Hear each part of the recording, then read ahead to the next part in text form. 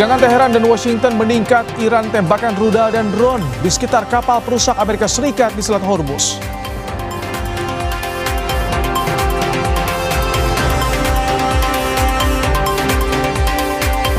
Presiden Lebanon tolak bertemu Netanyahu untuk negosiasi sampai Israel hentikan serangan ke Lebanon Selatan.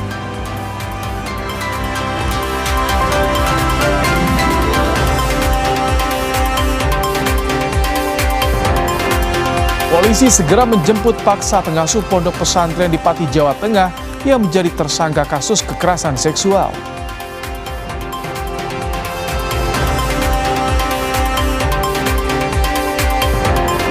Pelaku pemukulan Waketum PSI Ronald Sinaga laporkan balik korban ke polisi. Pelaku mengklaim Bro Ron lebih dulu memukul dan mencaci makinya.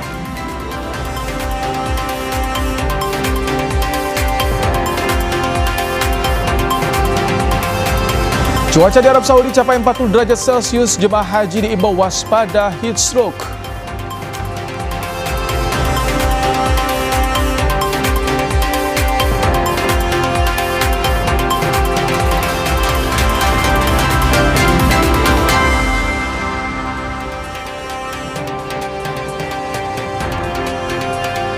Halo selamat malam, saudara, Anda kembali menyaksikan program Kompas Malam bersama saya Rahmat Ibrahim. Selain informasi tadi, kami juga masih memiliki informasi lainnya untuk menemani malam hari Anda. Langsung saja kita simak informasi pertama di Kompas Malam, saudara. Angkatan Laut Iran menembakkan rudal dan drone di sekitar kapal perusak Amerika Serikat yang melintas di Selat Hormuz pada Senin waktu setempat. Hal ini terjadi di tengah meningkatnya ketegangan antara Teheran dan Washington.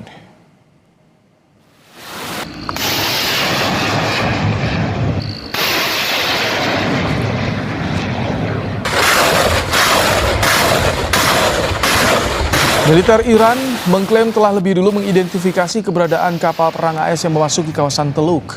Setelah mengabaikan peringatan awal, Iran kemudian melepaskan tembakan peringatan. Militer AS mengonfirmasi bahwa 2 kapal perusak berpeluru kendali memang telah memasuki wilayah Teluk. Namun Washington membantah klaim Iran terkait serangan tersebut. Sementara Komandan Pusat AS menegaskan tidak ada kapal perang Amerika yang terkena serangan.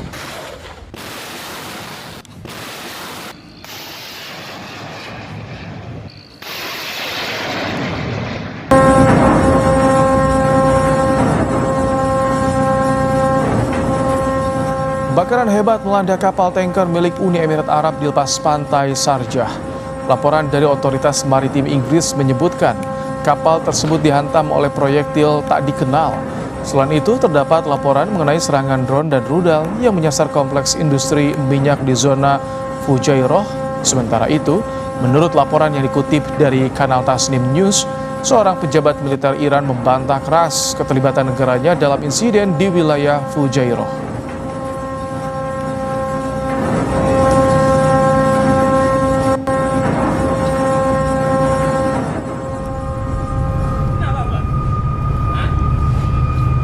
Rekaman video lain juga diunggah oleh Al Jazeera yang menangkap momen sesaat setelah sebuah drone menyebabkan kebakaran di fasilitas minyak di Fujairah.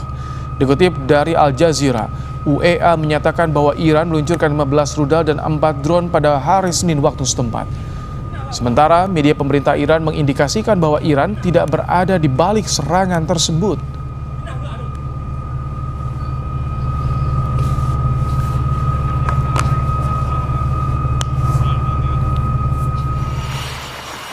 Sementara itu, Komando Pusat AS CENTCOM merilis rekaman jet tempur FA-18 Super Hornet yang bersiap dan lepas landas dari USS Abraham Lincoln sebagai bagian upaya untuk menegakkan blokade angkatan laut di pelabuhan-pelabuhan Iran di tengah kebuntuan yang sedang berlangsung di Selat Hormuz.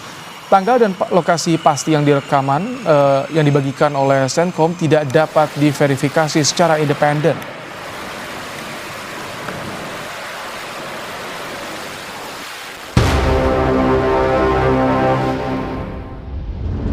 Konflik antara Iran dan Amerika Serikat Israel masih berlarut-larut. Yang terbaru, Iran ajukan proposal kepada Amerika Serikat terkait ketegangan yang berlangsung. Laporan ini pertama kali diungkap kantor berita Tasnim yang berafiliasi dengan Korps Garda Revolusi Islam Iran (IRGC) pada Sabtu 2 Mei. Proposal Iran ke Amerika Serikat yang berisi 14 poin sebagai tanggapan atas proposal berisi 9 poin dari Amerika Serikat. Iran percaya isu-isu yang ada harus diselesaikan dalam 30 hari dan negosiasi harus difokuskan pada penghentian perang, bukan sekedar memperpanjang gencatan senjata.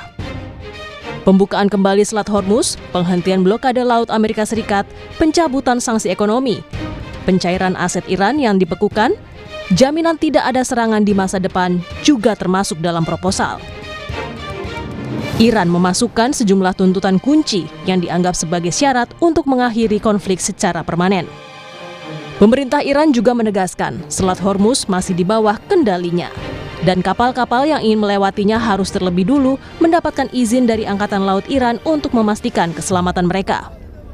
Iran menyebut Presiden Amerika Serikat Donald Trump berbohong ketika mengklaim sedang berupaya membuka jalur di Selat Hormuz karena alasan kemanusiaan. Iran menegaskan negaranya akan menang jika konfrontasi meningkat dan Presiden Trump tidak dapat mengembalikan keadaan seperti sebelum perang.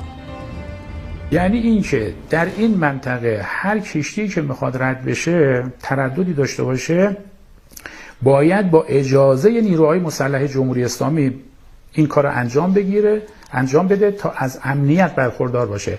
هر شناوری مال دشمن متخاصم بخواد رد بشه برخوردار. اینجام دروغش آشکاره. اون میخواهد بگوید که اقدام من بشردوستانه هستش برای راه باز کردن، ولی خب دنیا میداند اون یک جنگی رو به راه انداخته و تو این جنگ گرفتار شده، با شکست مواجه شده. خیلی از آمریکایی‌ها میگویند تلخه، ولی باید تهران و تیم تهران این واقعیت رو بپذیره و با این واقعیت کنار بیاد. Sementara itu, saat pertemuan bisnis summit di Gedung Putih, Presiden Donald Trump menyebut konflik dengan Iran sebagai perang kecil dan konflik yang terjadi sesuai dengan rencana perang Amerika Serikat. Trump juga menyebut konflik dengan Iran sebagai perang kecil karena Iran sudah tidak memiliki angkatan laut dan udara lagi. A mini war, because that's all they are. They don't have a navy anymore. They have no navy. They have no air force. They have no anti-aircraft equipment. They have no radar. They have no nothing. They have no leaders, actually. The leaders happen to be gone also. But can't let them have a nuclear weapon, or you'd have problems like nobody would believe. Kini, kelanjutan proses diplomasi antara Amerika Serikat dan Iran sangat bergantung pada respons Amerika Serikat terhadap tawaran terbaru dari Iran. Konflik kedua negara memicu gangguan besar terhadap pasokan energi global.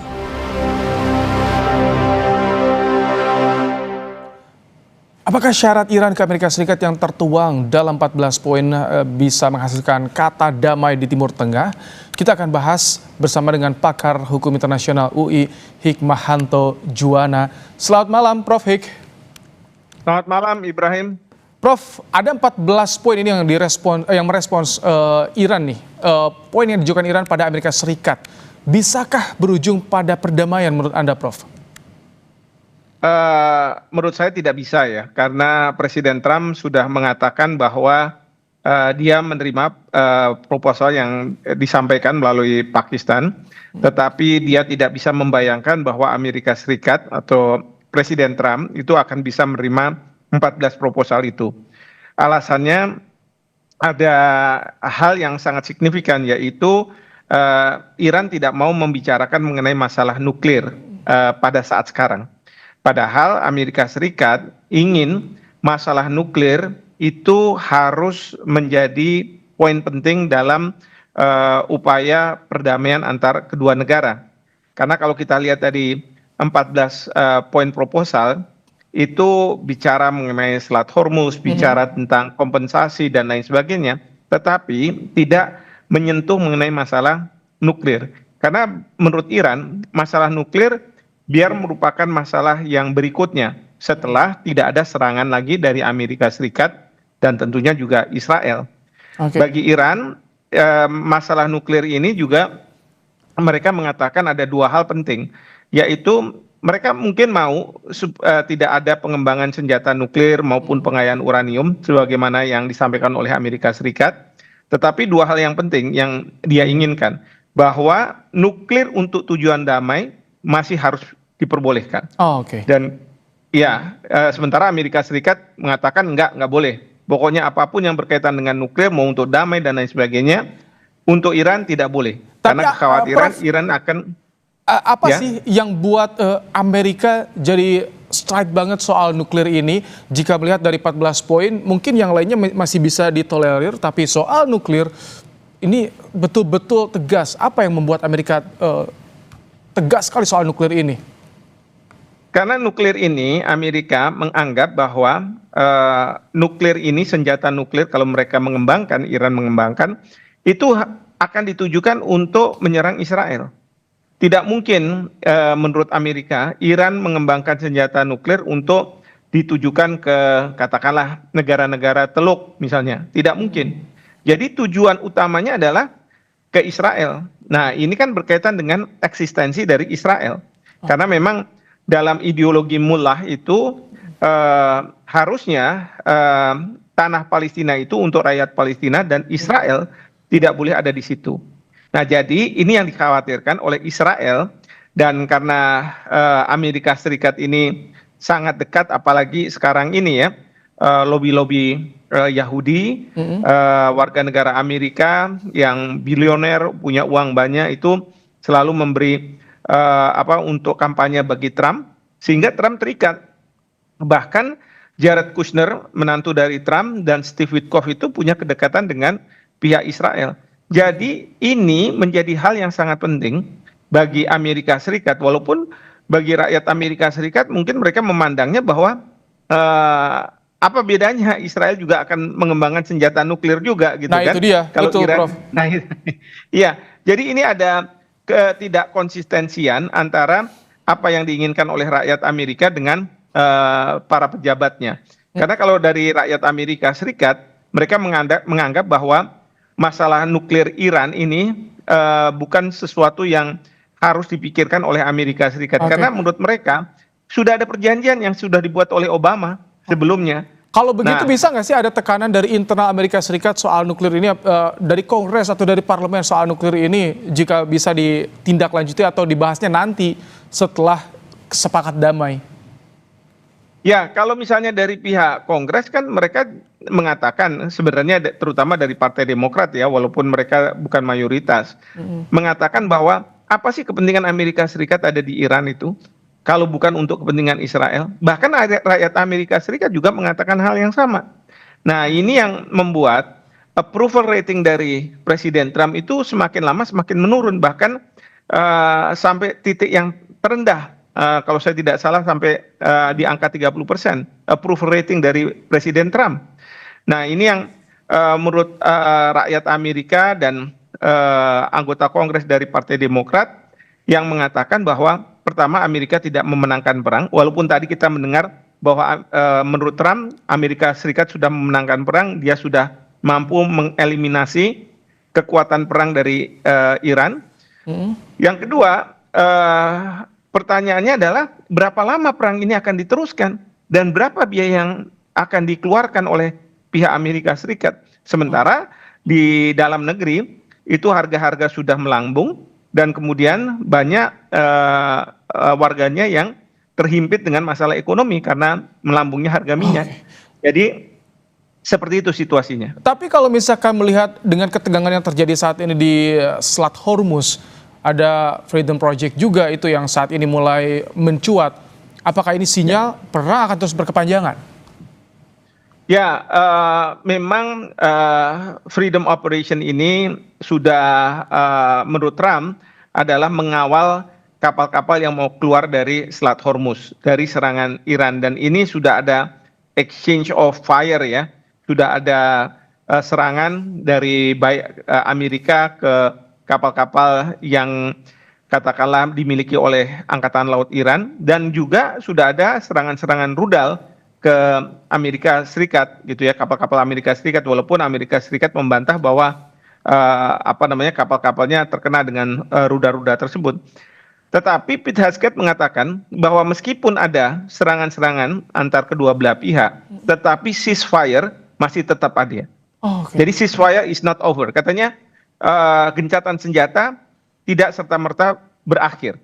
Ya, karena ini masalah ya kecil insiden di lapangan yang tidak seharusnya merusak gencatan senjata. Tapi menurut saya apa yang disampaikan oleh Pete Hegseth ini sebenarnya kekhawatiran kalau perang ini menjadi besar lagi dan kemudian Amerika Serikat harus menghadapi balasan serangan dari Iran yang akan membutuhkan biaya yang sangat besar lagi dan tentu akan mendapat tentangan dari rakyat Amerika Serikat. Dan ini akan disuarakan oleh Partai Demokrat. Dan ini nanti yang akan dikhawatirkan pada waktu bulan November ada midterm election, itu partai dari Republik akan berkurang di Kongres dan Trump selalu mengatakan saya akan menghadapi impeachment kalau kemudian Partai Demokrat yang akan memenangkan. Baik, Prof. Hik, terima kasih untuk ulasannya di program Kompas Malam hari ini, Prof. Hik. Pakar Hukum Internasional UI, Hikmahanto Juwana untuk Kompas Malam. Terima kasih. Usai jeda, saudara, kami kembali dengan informasi Presiden Lebanon tolak bertemu Netanyahu untuk negosiasi sampai Israel hentikan serangan ke Lebanon Selatan.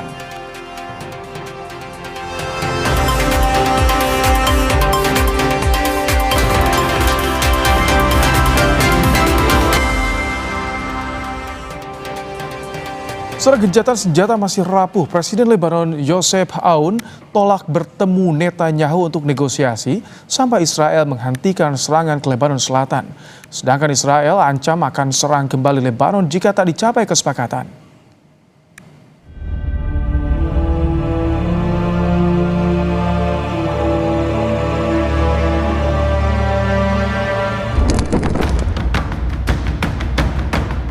Ketegangan di Timur Tengah bukan hanya terjadi antara Iran dan Amerika Serikat. Namun serangan sporadis masih terus muncul di Lebanon Selatan, area perbatasan yang kini diperebutkan oleh Lebanon dan Israel.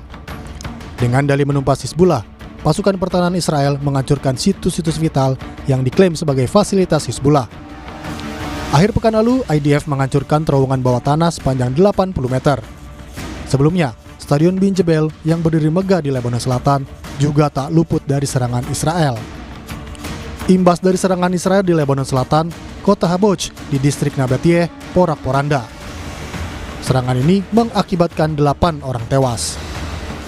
Merespons gencara serangan Israel ke wilayah Lebanon Selatan di tengah gencatan senjata pertengahan April lalu, Presiden Joseph Aoun menegaskan Lebanon tidak akan mundur dari negosiasi dengan Israel. Namun, untuk bertemu Netanyahu saat ini tidak tepat. Joseph Aoun bilang, waktunya belum tepat untuk bertemu dengan Perdana Menteri Israel, karena kita harus terlebih dahulu mencapai kesepakatan keamanan dan menghentikan serangan Israel terhadap kita sebelum kita membahas masalah pertemuan antara kita. Sementara Menteri Pertahanan Israel, Israel Katz, menegaskan jika negaranya siap menyelesaikan tugas untuk terus menyerang Hizbullah di Lebanon Selatan. Katz bilang, Israel siap melancarkan serangan udara pada Lebanon dan Iran jika kesepakatan tak tercapai. חיזבאללה ספג מכות קשות ביותר במהלך השנתיים וחצי האחרונות וגם במהלך מבצע שאגת הארי, וכעת בתוך מכלול הנסיבות האזוריות עלינו להשלים את המלאכה כדי לוודא את הסרת האיום מול תושבי הצפון ומעל מדינת ישראל. לחיל האוויר יהיה משקל מכריע גם בהשגת היעדים האלה לצד חיילינו הגיבורים שנלחמים כאריות כדי להביא ביטחון לצפון. נפעל ונשמיד את כל תשתיות הטרור באזור הביטחון עד לקו הצהוב, מתחת ומעל לפני הקרקע, ממש כפי שעשינו בעזה, כדי להסיר איומים על תושבי הגליל ולרסק את יכולות החיזבאללה בכל לבנון. Gencatan senjata yang rapuh antara Israel dan Lebanon diduga karena yang berkonflik dengan Israel, yakni Hizbullah. Pertemuan pemerintah Lebanon dan Israel yang diinisiasi Amerika Serikat tak berpengaruh dalam menurunkan eskalasi di Lebanon. Membahas soal jalan terjal negosiasi Israel dan Lebanon di tengah gencatan senjata yang rapuh, kita sudah bersama dengan pakar Timur Tengah dari Universitas Pajajaran, Dina Sulaiman. Selamat malam, Bu Dina. Iya, selamat malam Mas Ibrahim. Bu Dina, berkaca dari pernyataan Presiden Aoun, artinya tidak akan ada negosiasi dalam waktu dekat antara Israel dan Lebanon? Iya, yang ditolak oleh Joseph Aoun, Presiden Lebanon itu kan bertemu langsung dengan ini ya Perdana Menteri Israel Netanyahu. Kalau negosiasi, saya pikir kan sebelumnya sudah dilakukan. Aoun sudah pernah datang ke Washington dan kemudian juga menyepakati gencatan senjata, tapi dengan segera langsung dilanggar ya oleh Israel. Israel masih meneruskan serangan ke Lebanon dan Hizbullah kemudian juga memberikan serangan balasan. Nah, kini kalau seandainya Aoun betul-betul datang ke Washington, kemudian bertemu dengan Netanyahu, sementara di saat yang sama Israel itu betul-betul membunuhi orang-orang Lebanon di Lebanon Selatan, menghancurkan desa-desa, kota-kota di selatan. Tentu di satu sisi dia akan kehilangan lebih banyak pendukung ya, karena biar bagaimanapun kan orang-orang Lebanon ini ya marah ya karena terus-menerus diserang dan bahkan dibunuh oleh Israel. Nah, kemudian juga dia juga mengkhawatirkan akan ada tekanan yang lebih besar dari pihak Hizbullah dan juga juru bicara atau ketua parlemen Nabih Berri yang dari kalangan Syiah. Jadi kan pemerintah Lebanon ini berdasarkan konfes ya, berdasarkan mazhab dan agama ya. Presiden itu jatahnya Kristen, kemudian Perdana Menteri jatahnya Muslim Sunni dan ketua parlemen jatahnya Muslim Syiah. Sehingga Aoun ini tidak sendirian sebenarnya. Dia nggak bisa betul-betul 100% mengambil keputusan sendiri. Kalau dia bertemu dengan Netanyahu, ya berisiko mendapatkan penentangan dari pihak yang lain. Oke, kalau begitu seberapa besar eskalasi yang akan terjadi di Lebanon Selatan? Apakah akan semakin meningkat pasca pernyataan dari Joseph Aoun ini? Ya, saya khawatir memang Israel justru memanfaatkan situasi ini dengan terus menyerang ya. Jadi di pertemuan gencatan senjata yang dimediasi oleh Trump di Washington itu kan sebenarnya tidak adil ya. Jadi memberikan peluang ya buat Israel. Kalau Israel merasa terancam, dia boleh saja terus menyerang. Nah, masalahnya ini kan kalau dari perspektif Israel sama Amerika selalu yang disalahkan Hizbullah ya. Kenapa Hizbullah menyerang? Tapi kalau dari pihak Hizbullah sendiri dan dalam hal ini sebenarnya orang Libanon, kalau dilihat sejarah awalnya kan justru Israel duluan ya yang melakukan serangan ke Libanon, bahkan sampai pernah menduduki Libanon selama 20 tahun. Sehingga yang terjadi kalau dari perspektif ini ya Hizbullah itu memberikan serangan balasan karena Israel selalu berkali-kali melanggar gencatan senjata. Gencatan senjata 2024 November itu kan terus-menerus dilanggar dan sehingga ribuan orang Libanon yang tewas dan 1,2 juta orang terpaksa mengungsi ya dari kawasan selatan. Oke, Lebanon pernah meminta Washington untuk bisa menekan Israel. Apakah bisa Amerika Serikat menekan Israel untuk hentikan serangan ke Lebanon demi terwujudnya negosiasi? Kalau Amerika Serikat masih seperti sekarang, kebijakan luar negerinya masih terus menganggap bahwa keamanan Israel itu harus dijaga, ya sulit ya berharap bahwa Amerika akan menekan. Karena perspektifnya tadi ya, buat Amerika, Israel itu terancam keamanannya gitu ya. Alih-alih Israel ini melanggar hukum internasional dengan menyerang sebuah negara yang berdaulat. Lebanon itu kan negara berdaulat, gitu kan. Nah, bahwa kemudian Hizbullah yang disalahkan, tadi sudah saya bilang Hizbullah itu justru sedang membalas ya, sedang berusaha membela negara. Dan kalau juga perlu pahami juga bahwa Hizbullah itu sebenarnya bukan lembaga yang terpisah dari negara ya. Dia selain memang betul punya militer, kekuatan senjata, tapi juga dia itu partai politik ya. Dan banyak orang-orang Hizbullah juga yang duduk di parlemen dan bahkan ada yang jadi menteri. Jadi sebenarnya dia juga bagian dari pemerintahan dan itu juga saya pikir tadi ya alasan kenapa Joseph Aoun juga menolak untuk bertemu langsung dengan Netanyahu, karena di dalam kabinetnya Lebanon juga ada orang-orang Hizbullah, pasti akan ada penentangan kalau sampai betul-betul bertemu dengan Netanyahu, karena artinya kan kehormatan negara secara keseluruhan ini direndahkan ya ketika di saat yang sama orang-orang Libanonnya dibunuhi. kok Aounnya malah mau ketemu dengan Netanyahu. Baik, kita tunggu nanti apakah Israel bisa menghentikan serangan agar Aoun bisa bertemu dengan Netanyahu di Washington untuk membicarakan perdamaian. Terima kasih pakar Timur Tengah Universitas Pajajaran Dina Sulaiman telah menyampaikan pandangan di program Kos Malam hari ini. Ya, terima kasih. Baik. Usai jeda kami kembali dengan informasi polisi segera menjemput paksa pengasuh pondok pesantren di Pati, Jawa Tengah yang menjadi tersangka kasus kekerasan seksual.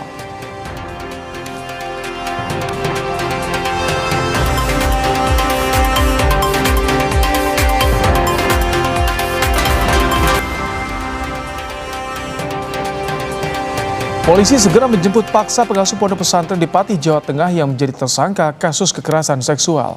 Sebelumnya, warga mendesak polisi menahan pelaku usai ditetapkan sebagai tersangka.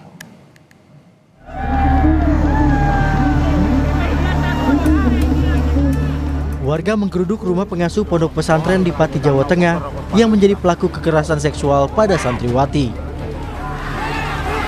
Warga menuntut pelaku ditahan lantaran polisi telah menetapkannya sebagai tersangka. Warga kesal dan menduga adanya intimidasi terhadap korban. Dia juga punya dekengan-dekengan tersendiri yang bikin para korban, para orang-orang terdekat untuk tidak melanjutkan misal ada kasus. Sejak kasus ini mencuat, pihak Yayasan Pondok Pesantren sudah menonaktifkan pelaku. Perwakilan yayasan menyerahkan kasus ini ke polisi. Sementara tersangka sudah 3 bulan tidak berada di pondok dan hingga kini keberadaannya belum diketahui. Sudah tidak termasuk anggota yayasan, semua sudah saya ganti. Saya nonaktifkan kemarin, ya. Sudah ini saya aktifkan semua, nilainya sudah saya nonaktifkan semua. Jadi yayasan ini sudah tidak ada tanggung jawab sama pelaku atau oknum tadi yang diduga pelaku tersebut. Ini saya minta hanya hukum nanti yang berbicara. Saya mendukung sekali. Polisi bilang baru 1 korban yang membuat laporan dan kini ditangani Polresta Pati. Polisi memastikan telah memeriksa 14 saksi dan tersangka akan dijemput paksa jika kembali mangkir dalam panggilan kedua. Saat ini untuk yang informasi sebanyak yang sudah beredar itu saat ini mungkin tidak benar karena saat ini yang baru melakukan laporan adalah satu dari bapak korban. Untuk pemanggilannya kedua hari Kamis tanggal 7 ya. Kalau misalnya tanggal 7 tidak hadir atau kembali mangkir, jemput paksa akan dilakukan, memastikan sekali lagi Pak? Iya, tetap kita lakukan untuk penjemputan paksa. Sementara selama pembekuan aktivitas di pondok pesantren, seluruh santri dipindahkan dan mendapatkan perlindungan dari pemerintah daerah. Iwan Miftahudin, Kompas TV Pati, Jawa Tengah. Info terkini terkait kasus kekerasan seksual di pondok pesantren di Pati, Jawa Tengah, kita tanyakan langsung pada jurnalis Kompas TV, ada Iwan Miftahudin. Selamat malam, Iwan. Jadi warga desa ini mendesak pelaku segera ditahan. Bagaimana perkembangannya di polisi, Iwan? Ya, selamat malam Ibrahim dan saudara. Memang pasca adanya ratusan warga yang mendatangi pondok pesantren di Desa Telogosari, Kecamatan Telogowungu, Kabupaten Pati, Jawa Tengah pada Sabtu lalu, ini hingga saat ini masyarakat masih menunggu penanganan kasus terkait dugaan adanya kekerasan seksual maupun pencabulan yang dilakukan oleh salah satu pengasuh pondok pesantren terhadap santri yang ada di lokasi tersebut. Peristiwa ini bermula saat adanya informasi dari warga yang kemudian melaporkan adanya dugaan kekerasan seksual yang dialami oleh para santri.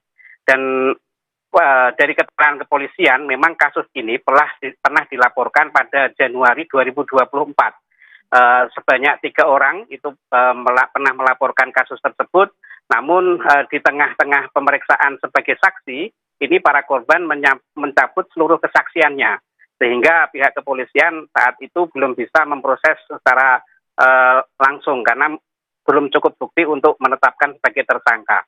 Nah, pada bulan April lalu ada lagi satu korban yang kemudian melaporkan kepada aparat kepolisian. Nah, laporan inilah yang kemudian dijadikan dasar hingga saat ini pihak kepolisian sudah menetapkan status tersangka kepada oknum pengasuh pondok pesantren yang diduga melakukan kekerasan seksual terhadap santrinya. Ibrahim. Iwan, 3 bulan sudah tidak berada di pesantren, apakah keberadaan pelaku diketahui saat ini? Ya, dari keterangan kepolisian, memang sejak ditetapkan sebagai tersangka pada 28 April lalu, ini terduga pelaku belum pernah memenuhi panggilan kepolisian untuk dimintai keterangan sebagai tersangka. Namun sebelumnya pada pemanggilan yang dilakukan pada Januari 2024, ini terduga pelaku sempat kooperatif dan menghadiri seluruh pemeriksaan yang dilakukan oleh kepolisian. Maka dari itu waktu itu kepolisian tidak menahan terduga pelaku. Namun ketika ditetapkan kembali menjadi tersangka pada tanggal 28 April kemarin, ini terduga pelaku sejak dilakukan pemanggilan belum pernah hadir ke kantor kepolisian Polresta Pati. Sehingga ini aparat kepolisian sampai saat ini belum bisa memeriksa terduga pelaku sebagai tersangka. Demikian, Ibrahim. Baik, terima kasih Iwan Miftahudin untuk laporannya langsung dari Pati, Jawa Tengah. Sorotan lain, saudara, pelaku pemukulan Wakil Ketua Umum Partai Solidaritas Indonesia, Ronald Sinaga alias Broron, melaporkan balik korban ke Polsek Metro Menteng, Jakarta Pusat. Ia berdalih telah menjadi korban pemukulan terlebih dahulu. Usai menjadi pemeriksaan insiden pemukulan Wakil Ketua Umum PSI, kedua pelaku berinisial I dan R langsung melaporkan balik korban. I mengaku sengaja membuat laporan resmi atas tuduhan penganiayaan karena telah menjadi korban pemukulan terlebih dahulu oleh Waketum PSI Broron. Ia mengatakan saat itu dirinya telah dimaki Broron dengan kalimat yang tidak pantas dan berbau sara. Kedua pelaku meminta penyidik tidak tebang pilih dalam melakukan proses penyidikan dan membongkar rekaman CCTV ke publik serta memeriksa seluruh saksi di lokasi kejadian.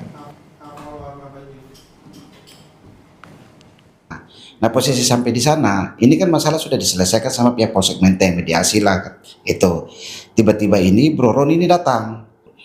Nah, lalu Broron ini balik, langsung nunjuk-nunjuk saya, gitu, ya kan? Langsung tanpa nanya, langsung, kamu budak siapa? Kamu anjing siapa? Kamu monyet siapa? Kamu Ambon monyet. Langsung dia nunjuk saya begini.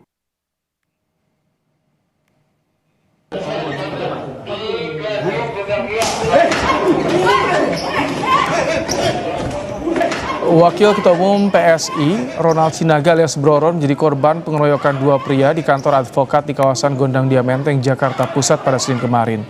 Pengeroyokan terjadi saat korban bersama 15 pekerja dari PT Sinergi Karya Sejahtera mendatangi kantor advokat Michael Putra and Partner. Kedatangan korban ke kantor advokat bermaksud meminta audiensi pada pemilik perusahaan untuk menanyakan gaji 15 pekerja yang belum dibayarkan selama 3 bulan.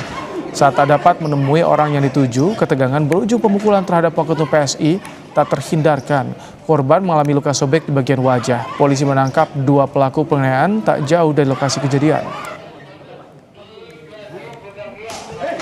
Datang untuk melakukan audiensi ke kantor Michael Putra dan Partner terkait dengan gaji para karyawan yang belum dibayarkan. Nah, namun di sana saudara Michael tidak dapat ditemui atau tidak berada di tempat. Kemudian kita dari Polsek mencoba untuk audiensi di antara kedua belah pihak. Namun di tengah proses audiensi ini terjadilah keributan sampai berujung pada pengeroyokan. Keduanya diamankan di sekitar TKP kejadian. Partai Solidaritas Indonesia menyesalkan aksi kekerasan yang menimpa Wakil Ketua Umum PSI Ronald Sinaga atau akrab disapa Broron. Ketua Harian DPP PSI Ahmad Ali meminta aparat penegak hukum mengusut tuntas kasus tersebut, termasuk jika ada aktor di balik aksi pengeroyokan.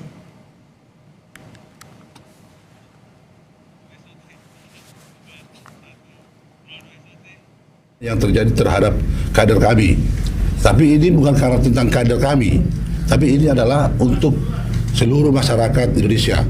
Sehingga tentunya kami minta kepada aparat penegak hukum untuk mengusut tuntas. Dan bahkan kalau kemudian kemungkinan ada orang-orang tertentu yang membuat ini, yang kita minta kepada aparat penegak hukum untuk mengusut tuntas dan menyampaikan kepada publik.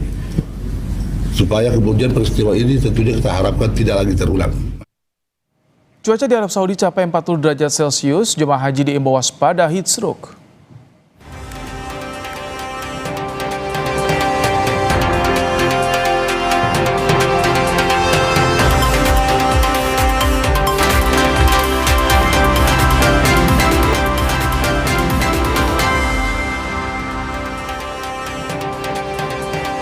Saudara, pengadaan sepatu untuk program sekolah rakyat senilai Rp700.000 per pasang bagi 39.000 siswa sekolah rakyat menuai polemik.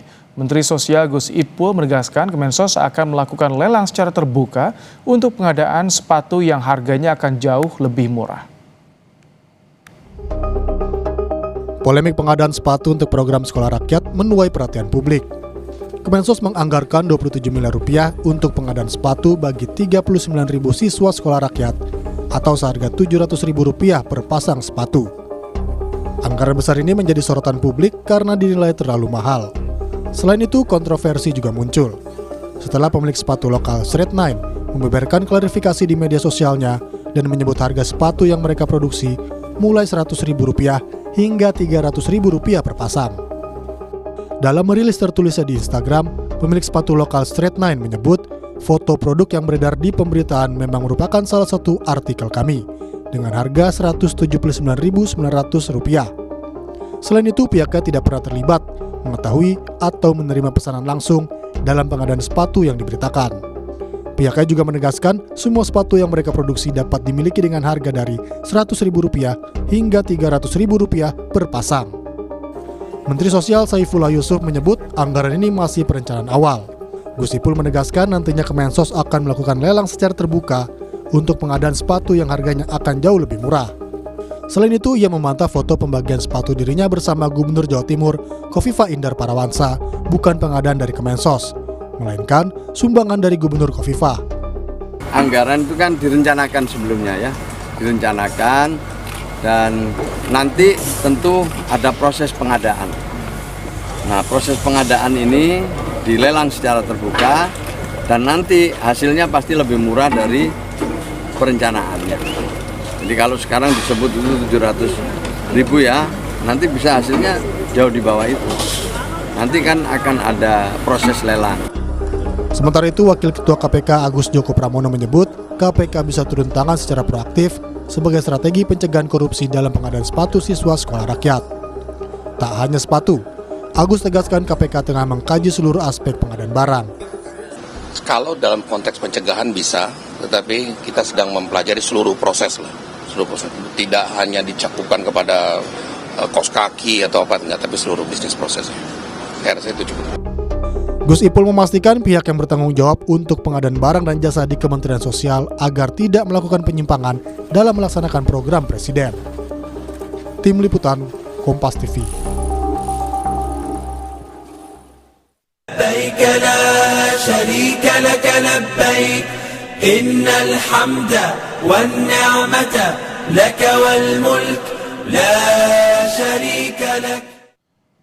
Suhu panas ekstrim melanda Arab Saudi. Jemaah haji Indonesia diimbau waspadai risiko sengatan panas atau heat stroke. Suhu panas ekstrim di Arab Saudi membayangi pelaksanaan haji tahun ini. Suhu rata-rata harian mencapai 43 derajat Celcius pada siang hari. Jemaah haji Indonesia dibayangi ancaman heat stroke yang bisa berakibat fatal bagi keselamatan. Suhu panas juga mengakibatkan jemaah haji bertumbangan saat aktivitas di luar hotel. PPIH Arab Saudi mengeluarkan sejumlah panduan agar jemaah haji Indonesia terhindar dari heat stroke. Berdasarkan informasi Kementerian Haji dan Umroh, suhu panas di Madinah pada siang hari rata-rata mencapai 40 hingga 41 derajat Celcius dengan kelembapan yang rendah. Sedangkan suhu panas di Mekah mencapai 42 hingga 43 derajat Celcius pada siang hari. Kondisi inilah yang membuat jemaah haji rentan terkena heat stroke atau sengatan panas.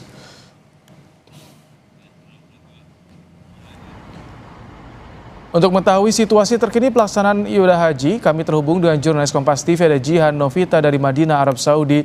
Selamat malam waktu Indonesia, Jihan. Jadi apa saja, Jihan, imbauan dari PPIH agar jemaah haji terhindar dari heat stroke?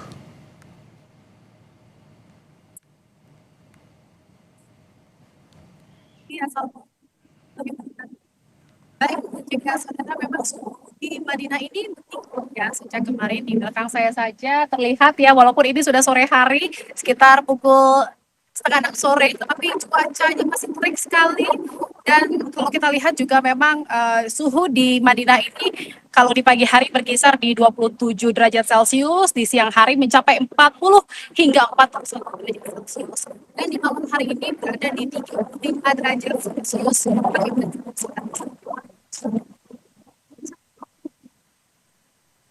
Derajat Celcius di siang hari, di mana suhu yang meningkat dan teriknya sinar matahari di Arab Saudi ini menjadi tantangan tersendiri ya bagi jemaah haji Indonesia yang tidak bisa dihindari selama menjalani rangkaian ibadah di Tanah Suci ini. Jemaah pun terus diimbau untuk menjaga kondisi kesehatan tubuhnya selama berada di Tanah Suci.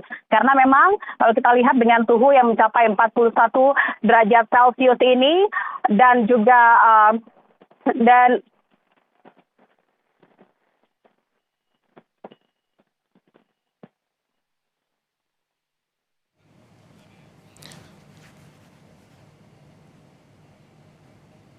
Jihan. Halo. Iya, Mbak Im. Iya, tadi sempat terputus Jihan. Jadi Ya, seperti apa imbauannya terputus.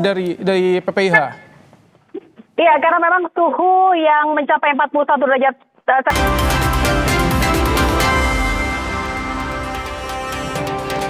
Angkatan Laut Iran menembakkan rudal dan drone di sekitar kapal perusak Amerika Serikat yang melintas di Selat Hormuz pada Senin waktu setempat. Hal ini terjadi tengah-tengah meningkatnya ketegangan antara Teheran dan Washington. Militer Iran mengklaim telah lebih dulu mengidentifikasi keberadaan kapal perang AS yang memasuki kawasan Teluk.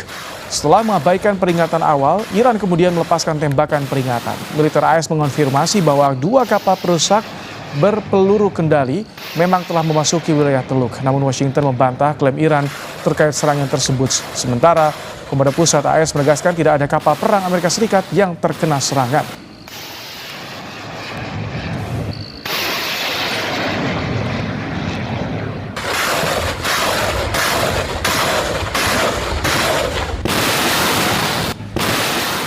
Demikian Kompas Malam kali ini, perbarui terus informasi Anda di Kompas TV dengan 3 botol air mineral 700 ml yang setara dengan 2 liter air untuk 1 hari penuh kesejukan.